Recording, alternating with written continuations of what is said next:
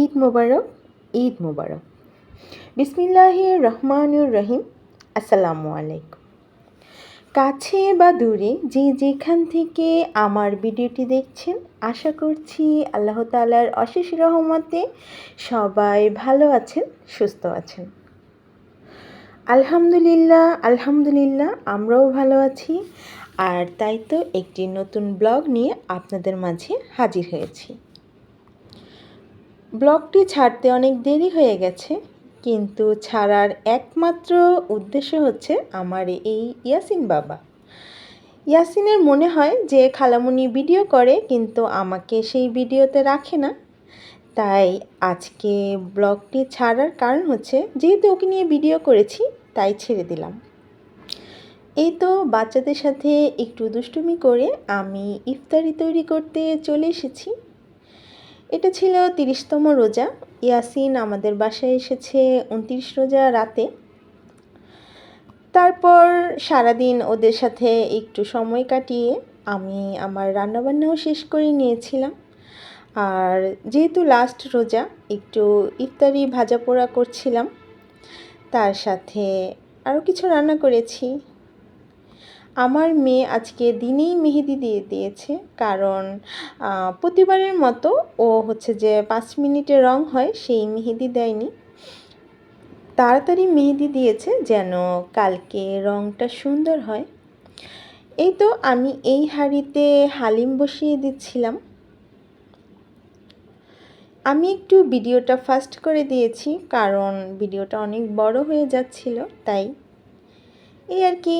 আমার হালিম তৈরি করা হয়ে গেছে, দোকানের জন্য বেড়ে নিচ্ছিলাম যেন ওনারা মুড়ির সাথে মেখে খেতে পারে। প্রতিবারের ঈদটা তো আমার একা একাই কাটে। এবার মেজো বোনকে বলেছিলাম আমাদের সাথে এসে ঈদ করো। তারপরে যে কথা সেই কাজ, ও আর ওর হাজব্যান্ড রাজি হয়ে যায় আমার বাসায় এসে ঈদ করার জন্য। আমিও এদিকে অনেক খুশি ছিলাম, আপনাদের ভাইয়াও খুব খুশি ছিল যে ওরা আমাদের বাসায় আসছে ঈদ করার জন্য। আলহামদুলিল্লাহ আমার সব কিছু রান্না শেষ হয়ে গেছে, আর আমরা ইফতারের জন্য বসে পড়েছি। প্রতি রোজার চাঁদ রাতে বা কুরবানির চাঁদ রাতে সাবিহা আসে আমাদের বাসায়। ওর ভালো লাগে একা একা বাসায় থাকার থেকে সাউদার সাথে একটু খেলা করতে, দুষ্টুমি করতে ভালো লাগে। আর এবার ঈদে তো ইয়াসিন যোগ হয়েছে। এই তো দেখুন আমার কে লক্ষ্মী বাবা। ক্যামেরাটা ওপেন হওয়াতেই ও পুরোপুরি একদম শান্ত একটা বাচ্চা হয়ে গেছে। আমার সাউদা মেহেদি দেখাচ্ছিল, ও মেহেদি দিয়েছে, কেমন হয়েছে তাই আর কি। ছোটোবেলা মা বলতো যে প্রথম রোজা আর লাস্ট রোজা রাখলে সবগুলো রোজা রাখা হয়। আমার সাউদাও ঠিক একই ধরনের। আমি এটাই বলেছিলাম মেয়েটাকে যে প্রথম রোজা আর লাস্ট রোজা রাখলে সবগুলো রোজাই রাখা হয়ে যায়।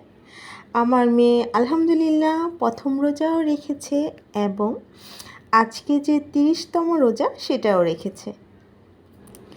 আমার ভিডিওতে কিছুক্ষণ পরপরই ইয়াসিন হাই টাটা এরগুলো দেখাচ্ছিল, কারণ ওর খুব ভালো লাগছিল যে খালামুনি আমাকে এবার ভিডিওতে দেখাবে, আর সেই ভিডিওটা ও ওর বাসায় বসে টিভিতে দেখবে।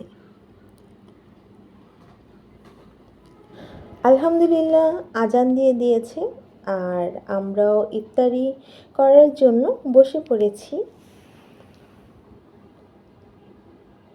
আজকে 30তম রোজা, শেষ রোজা। তো মনটা একটু খারাপ লাগছিল যে আবার সামনের বছর বেঁচে থাকলে রোজা পাবো কি পাবো না। যাই হোক, আমি বাচ্চাদের একটু খাইয়ে দিচ্ছিলাম। ইয়াসিন মুড়ি ভর্তা খায় না, তারপরও জোর করাতে ও প্রথমে একটু খেয়ে দেখে মজা হয়েছে, তারপর আবার নিজে থেকেই খেয়ে নিয়েছে। আমার ব্যাপারটা খুব হাসি পেয়েছিল। তারপর আমি সাউদাকে সাবিহা দুজনকেই খাইয়ে দিই। রোজা রেখে আমার মেয়ে প্রচণ্ড ক্লান্ত। ও হচ্ছে যে এত বড় একটা তরমুজের পিস নিয়ে নিয়েছে যে ওইটা খাবে, কিন্তু খেয়ে আর শেষ করতে পারেনি। সাবিয়াকে একটু বলছিলাম এটা তুমিও খেয়ে দেখো কেমন লাগে। তারপর মাইকে অ্যানাউন্স হয়ে যায় ঈদ মোবারকের কথা। আচ্ছা, সুন্দর করে।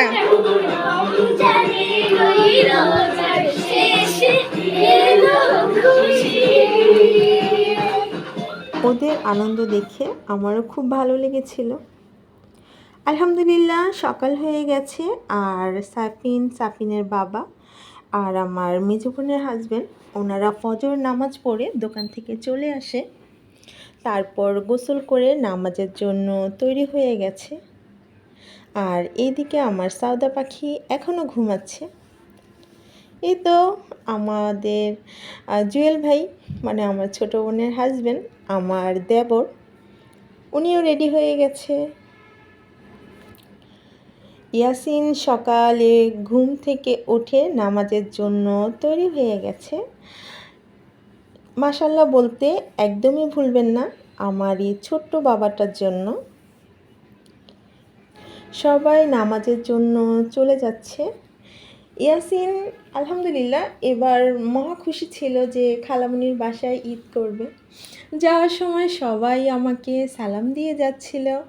আমি যেহেতু একটু ভিডিও করছিলাম, এটা জুয়েল ভাইয়ের জন্য একটু অন্যরকম লাগলেও কিন্তু আমার সাফিনের বাবা সাউদা ওদের জন্য তেমন কোনো সমস্যা হয় না।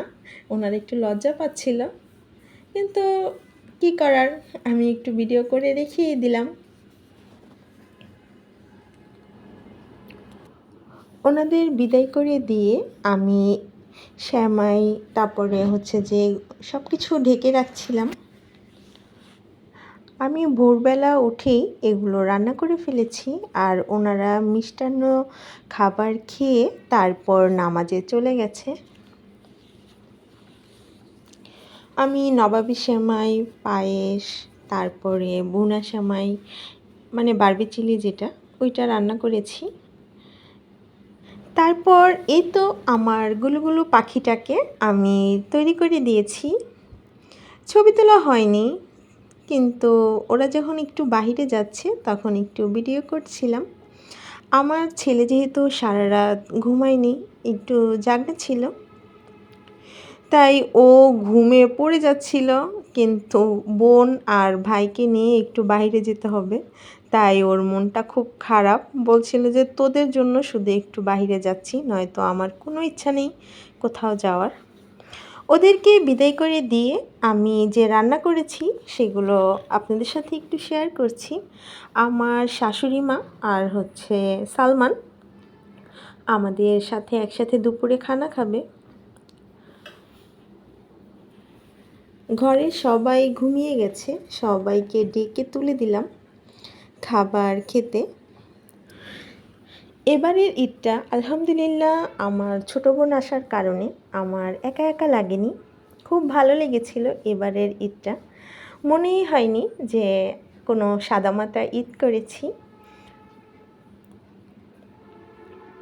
সবাইকে ডেকে তুলে দিলাম, তারপর খাবার খাওয়ার জন্য সবাইকে আমি ডাকছিলাম। ঈদের ব্লগ ছাড়তে অনেকটা দেরি হয়ে গিয়েছিল, তাই আর চাচ্ছিলাম না যে ব্লগটা করি, কিন্তু ইয়াসিনের আবার বলাতে আমি ভিডিওটা এডিট করি, ভয়েস দিই, তারপর হচ্ছে যে ছেড়ে দিই, যে না ওর ছোটো মানুষ, ওর মনটা খারাপ হয়ে যাবে। অনেকেই এসেছিল ঈদের দিন, আমার বড় জায়ের মেয়ের জামাই, তারপর হচ্ছে যে সাবিহা, মানে আমার ননাসের মেয়েরা অনেকে এসেছিল, আমার ভাইয়ের 2 ছেলে মেয়ে। আলহামদুলিল্লাহ ঈদটা তো আমাদের খুব ভালো কেটেছে। আপনাদের কেমন কেটেছে কমেন্ট করে জানাতে ভুলবেন না। সবাই ভালো থাকবেন, সুস্থ থাকবেন। ভিডিওটি ভালো লাগলে প্লিজ একটি লাইক করে দেবেন। এই যে দেখুন আমার ইয়াসিন বাবা কেমন সুন্দর করে দাঁড়িয়ে আছে। সবাই ওর জন্য দোয়া করবেন। আল্লাহ হাফেজ।